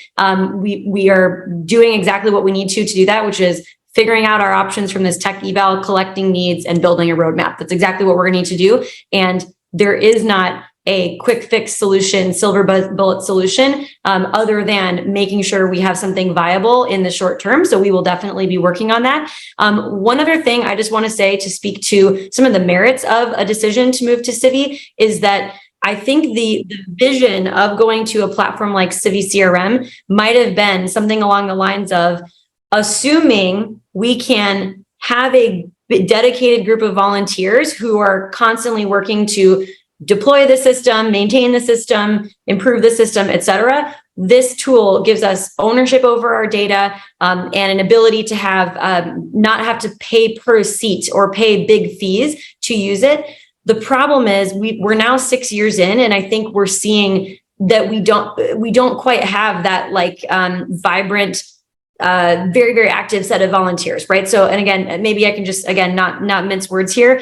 It requires a lot of work to maintain a system of this size with this many millions of dollars flowing through it, right? So, I don't know that there's any malice like in being, pitching this to the LNC. I don't think so. But what we do need to see is a solution that works with the actual dollar and talent amount, like resources we have, right? So that's what we can do moving forward. If we were going back in time, I might have recommended that we get an out-of-the-box solution from a place that we trust, because that will allow us to spend less time being IT people and more time being freedom people, right? We're here where we are now, and as we choose the next solution moving forward, we should just evaluate all of that stuff and learn from how we've gotten here in the first place. So that's one thing I will say there. Another question that you asked for direct comment on is, hey, can we hear it from Evan? Absolutely. Several times tonight in the comments and in the chat, people have mentioned that Indiana's had some success, and that's irrefutable. I will note that what a lot of Indiana does is they actually rely on augmented tools to accomplish things with Civi. So we are extremely excited to talk to not only the Indiana team, but anyone around the country who feels that they are doing a great job stitching together multiple fundraising tools on top of a database that's Civi or otherwise to get shit done. So that would be great. Can I jump in there too and add something? I'm going to say one last thing, Andy, which is that we've invited Evan to share with us, whatever he can, and that invitation remains open. So Andy, go ahead. Just that, like, what Evan, I've talked with Evan a bunch, and what Indiana does, I think, better than anybody, and then even like the national in a lot of regards, is define concrete business processes that he holds people to, that the tool then enables. That was honestly the first biggest part to fixing the CRM, is identifying what are the profitable business processes that the LNC engages in that we need a piece of technology to enable and support. So that I would just say that that is where everyone talks about how good Evan is with Civi CRM. He has a business mind that I think much more people could pick that is even more fundamental than the Civi stuff. That's a great way of putting it. And I'm going to move on to Andrew, because I know we only have 10 minutes of extended time. But Karen, if there's any other questions, please give us the tough questions. We absolutely want those. So let's go Andrew, and then Kathy will be next. Oh, I think Andrew's hand is down. I think it's Kathy, and I think we've only got 1 minute left. Great. Wasn't sure if you put it down because we called him in the queue. Go ahead. Yeah, it was only up because of the time. Oh, thank you. Great. Let's go to Kathy. Okay, quick question. What is the timeline for possible solutions and price tags on what we can do to turn this around? Yeah, absolutely. So let me just click back to this so we can get a scope of this. These are, these blue items are what's in progress, and we're looking to share that report. We need the report back from our consultants to be able to move forward. Here's what I can tell everyone, direct quote from them. There is no quick fix, right? So what they're doing and why they're taking so long to give us a really thorough report is they want to make sure they understand our needs and can give us a bunch of options to move forward. They're also doing a great job being very agnostic and not trying to recommend you have to stay with Civi, you should move off Civi, none of that. They want to give us just all the options, and that's what we'll hear. We don't know exactly what they're going to present until they present us, but what we can do is keep everyone apprised of when that report comes out. Additionally, we need to formally gather user needs. So Andy and I have laid out a rough timeline of the next 1, 2, and 3 months where we're going to be able to get new insights at least every month, if not every sprint, which we do that on a 2-week basis. And we can be keeping everyone apprised of what we're learning around that synthesis. Does that sound about right to you, Andy? Nodding my head, yes. Okay, great. Yeah.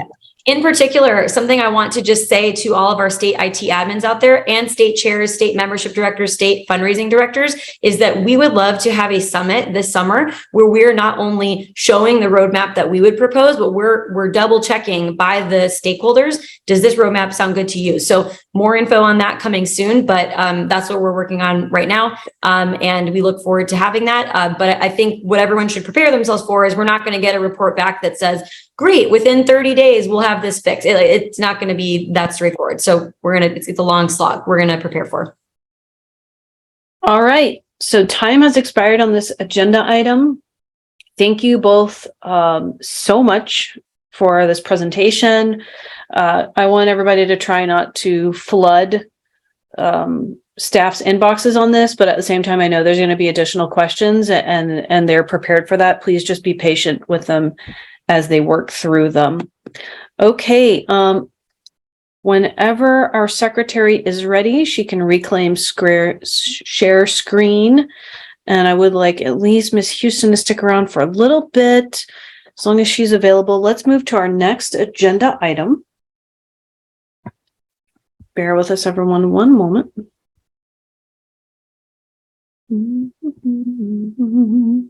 And our next agenda item was noticed by Mr. Nana, and it's membership goals and expectations followed by a motion. And there's going to be some discussion in executive session. So Mr. Nana, whenever you're ready, you can let us know how you want to go about this. My thought was we would go into executive session, have this discussion as a board, have a frank discussion about what we want to see, what goals we want to set, our expectations, and then come out of that. And if a motion comes out of it, we'll make that motion, obviously, in the public meeting. If no motion comes of it, that's fine. But I think it has a lot to do with political strategy. So I think we might need to have it in executive session. I think that's fine. Do you want staff in for the whole thing, part of it? How do you want to do that? I think staff should be available to be called in. I think we need to have a discussion as a board where we can kind of just talk freely amongst ourselves. But I definitely want staff to be available for questions. Okay. And I'm sure there will be questions. And if that's a motion, I'll second that. Yeah, I would move that we enter executive session to discuss political strategy with just the members of the board, with staff available to be called in for questions. Second. Actually, I would like to amend that motion. Okay, how so? Well, I don't think it's simply political strategy. I think it will also inevitably lead to discussion of staff. So I do think we need to accurately describe what executive session is. So it's to move to go into executive session to discuss staff expectations and political strategy. Sure. Second. This is regarding fundraising, though. Yep, just specifically in regards to the topics of membership and fundraising. Okay, just making sure that when we arrive, it tracks with the agenda. Yeah. Okay. It's been moved and seconded to go into executive session regarding the items that our secretary, Ms. Harlow's just said. Any objections? We have a hand up. Hi, no objection, Madam Chair, but just for the sake of the two new alternates we have, just to clarify, alternates are welcome in the executive session, correct? Maker of the motion? Oh, yes, obviously. Well, I'm sorry. It's Dustin Nana's motion. Yeah, custom we always have. Just sorry. Yeah, no. Members of the board either currently voting or not. Got it. Okay. Any objection? Going once, going twice? Okay, hearing no objection, we're going to enter into executive session. So I'm going to let our secretary handle that. The way that works is everyone else can hang out here in the main room, and we're going to go into a breakout room. And when we hop out, we'll all be back in the same room together. You'll still be live on YouTube, so keep that in mind. You can chat amongst yourselves, but it'll be on the record. I am having a problem in that Zoom is not showing me meeting controls. Okay, let me see if I have them. If you do, you need to look at breakout rooms and open the executive session one. That will bump everybody automatically into it except for me and the new members. Ms. Houston, do you still have co-host capabilities? That might. I can check. Give me a second. Otherwise, since you're co-host, I might need to leave and come back in. Zoom, the minute I gave sharing capabilities to Ms. Houston, Zoom just does this, screwed up. Okay, I have them, so I'm going to pop everyone in right now. Okay. While we're doing that, I'm getting a message that somebody joined without the ability to encrypt communication. I have no idea what that is. It looks like a phone number. Yeah, they did, and that's their choice. Okay, yeah, I just didn't know why it was telling me. Okay, but Ms. McCardle, when you send everyone into executive session, look at the list of the people who are still in the main room, since I can't do it, because the new Region 1 alternate will not automatically be thrown in because I didn't have her info because she's brand new. And the same might also be true for Ms. Eiler. There are specific reasons for that. And also Mr. Redpath. And you'll also have to throw me in because I have no meeting controls. I don't know what is going on. I'm going to hit recreate, and then I'm going to come in and out and try to fix it. Here we go.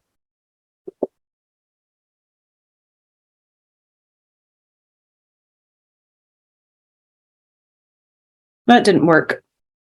Okay, I'm going to leave the meeting. I'm going to make you host. I'm going to, and then you'll need to make me host again, I think.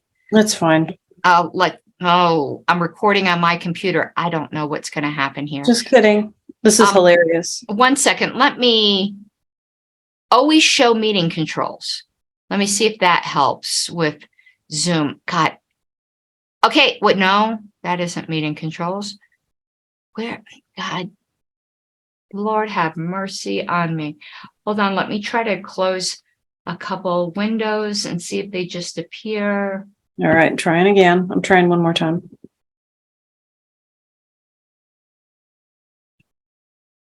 Otherwise, the other option is we just have to throw everyone else out of the room. I know, I'm trying not to do that. Me too. Show all windows. That's not helping. That usually does it. View. Let me try Nope, this. didn't work.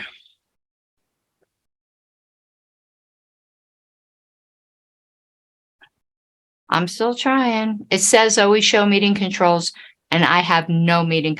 Oh, I think they came back up. Hold on. Okay. They're like grayed out for me. Breakout rooms. Let's try. I think I got it now. Okay. Open all rooms. Yep. See, everyone's getting thrown out. It'll take a few minutes, but it will happen. I'm going to assign Becky to executive session. Who else is missing? Will Hyman, executive session. Bill Redpath, executive session. Okay, let me just look through this list to see if there's anything else. Everyone else, you can hang out. We will be back when we're done with executive session. Just be aware that everything you say in this room is being streamed to YouTube. So don't say anything that you don't want public. I do edit out this portion in the final official meeting recording, but people do download videos. If you say something you don't want to be public, it will probably be public. And Ms. Houston, since you are co-host, if any kind of, not anyone in this room, but if anyone happens to enter the meeting that starts trolling, you will have the opportunity to remove them. So I'm going to go to executive session now, if I can figure out how to do that.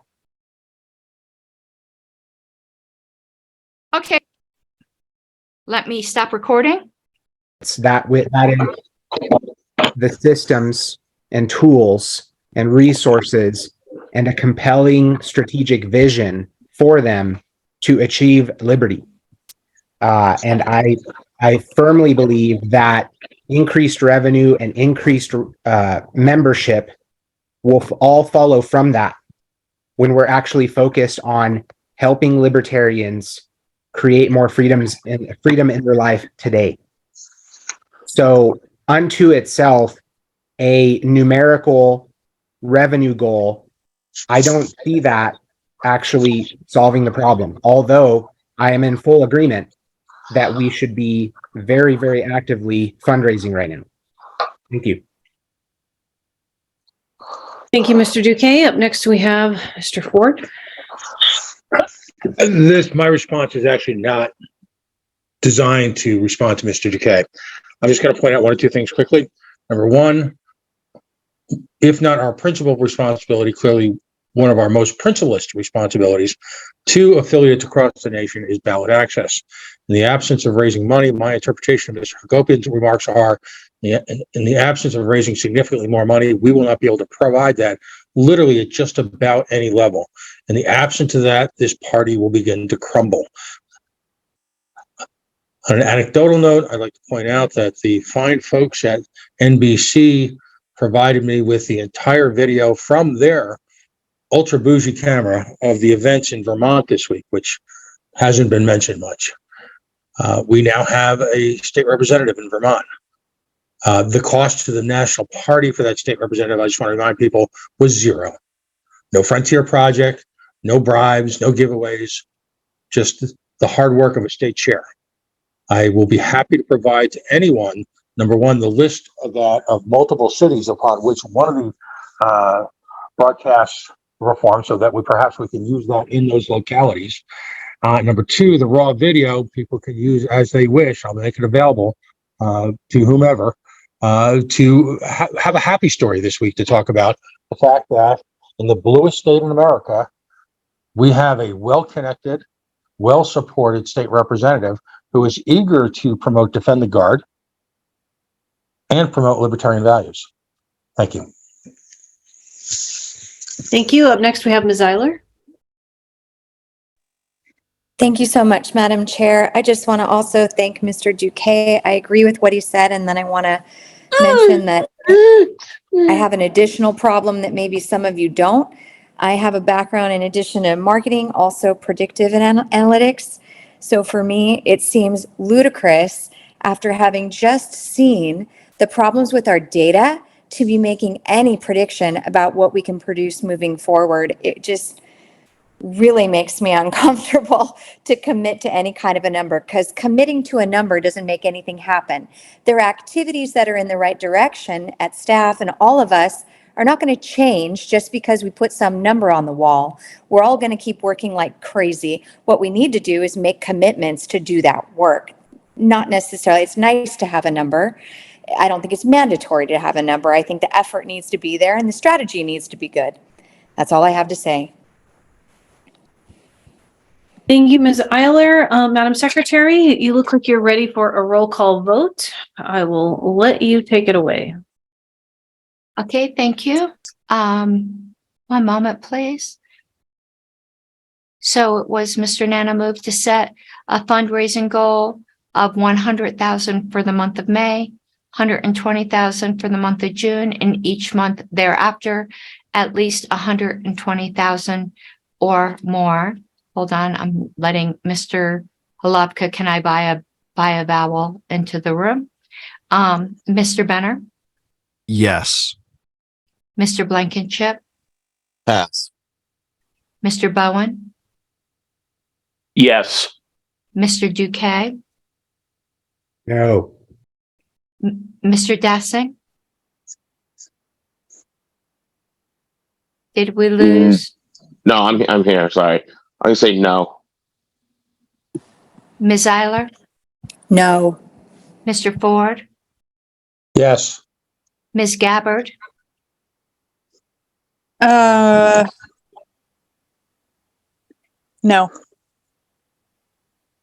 Mr. Hagopian. Yes. I will vote yes. Mr. Nana, Yes. Mr. Nikala, Yes. Mr. Rufo,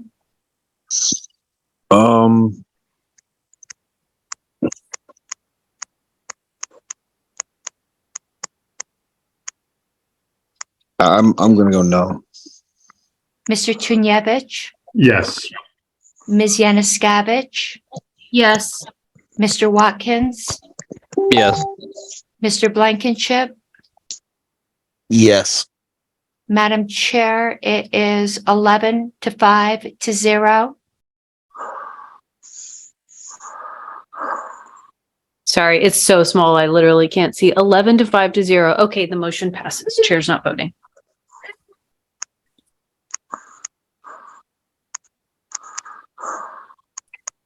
Madam Okay. Chair, Yes. point of information. Yes. Am I allowed to make a motion to adjourn, even though we have not gone through all of the agenda items? So here's what I'm going to suggest, and I apologize, I have a baby making noise in the background. I'm going to suggest we adjourn to time certain to finish the remaining agenda items and to also allow me to add some additional items that have been previously noticed. Oh, I'm turning into max headroom. To allow me to add the agenda items that were previously noticed that we did not have time to put on the last agenda. And I would recommend the 21st or the 22nd when our executive director is back from her vacation. That puts her back on a meeting, possibly within 24 hours of returning. So I'm doing it as quickly as possible to get us all there. I'm looking at my schedule. Monday, the 21st. Can we get a motion? Monday? That would be the 22nd. I'm sorry. Right. Can we do the 22nd? We can't do the 21st? That's a Sunday night. Well, she'd just be getting back, right? Oh, okay. All right. Yeah, I mean, Thought it was a Sunday. she'd have to join from the airport. All right. I will make a motion to adjourn to a date certain, to the 22nd of May, at 7 p.m. Eastern, 8 p.m. Eastern. It is a weekday. I will not be able to make it at 8 p.m. Eastern. I work till 5:30 and it takes me an hour to get home. And Mountain Time. You got to understand that 8 p.m. Eastern is 5 p.m. California time. Yeah, that's why I was hoping for a weekend.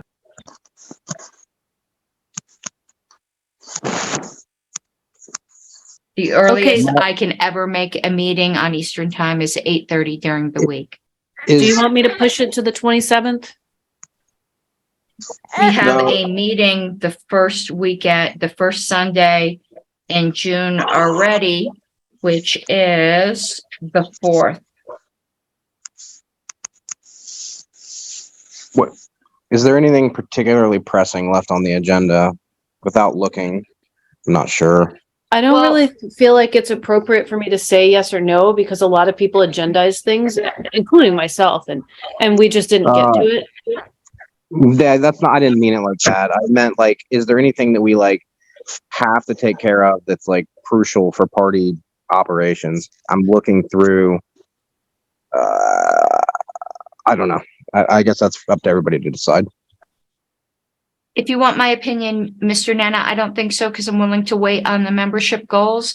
The one thing that is pressing, I am planning on starting an email motion for that I'll give notice of here is I am planning after discussions with the chair on moving to appoint Kathy Yanuskavich to fill the vacancy on the executive committee. And I intend upon doing an email motion to do that. The chair, she can contradict me if she has since changed her mind, has told me that is who she wants. I always believe in putting who the chair wants on the executive committee.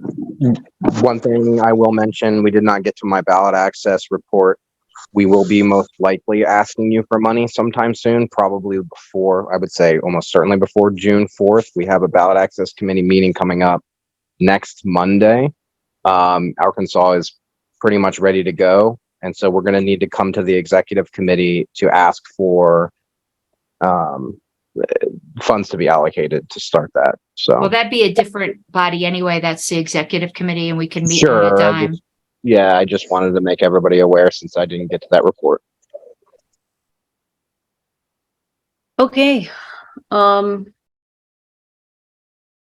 we have a motion then? I'm going to withdraw my motion and ask someone else to make one.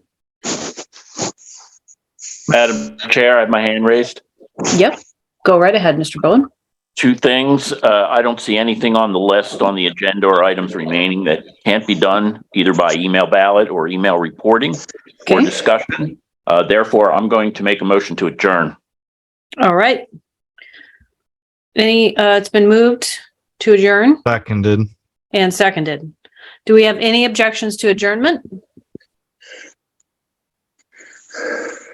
Okay, going once, going twice.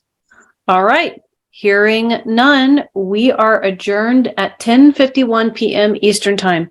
Thank you, everyone, for sticking it out for the long haul. I'll see you at the next meeting. Thanks, everybody. Good night, everyone. Thanks. Good night. Thanks for tuning in. Thank you. Thank you. Good night. Good night. Good to see everyone. Good night, John Boy. Good night, everybody.